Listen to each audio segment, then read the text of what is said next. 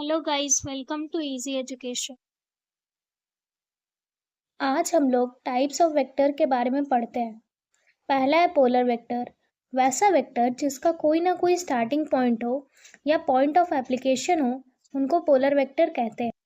जैसे इस बॉक्स में थीटा एंगल पे एक फोर्स लग रहा है जिसका कोई ना कोई स्टार्टिंग पॉइंट होगा, तो इस तरीके के वेक्टर को पोलर वेक्टर कहते हैं।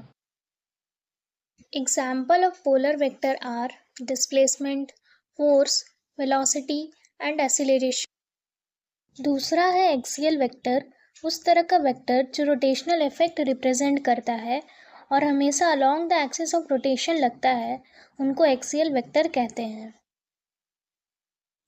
Example of axial vectors are angular displacement, angular momentum, angular velocity and torque.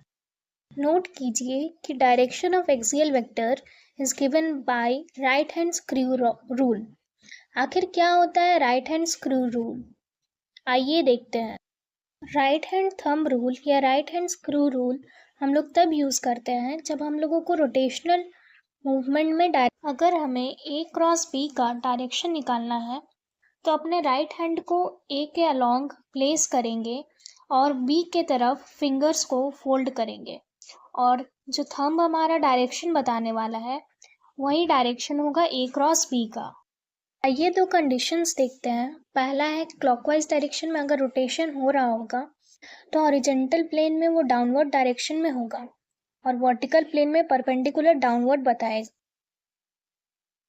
अगर रोटेशन क्लॉकवाइज डायरेक्शन में हो रहा है तो हम अपने फिंगर्स को क्लॉकवाइज डायरेक्शन में मूव करेंगे और जो थंब डायरेक्शन बताएगा वो डाउनवर्ड में बताएगा, यानी डायरेक्शन डाउनवर्ड होने वाला है।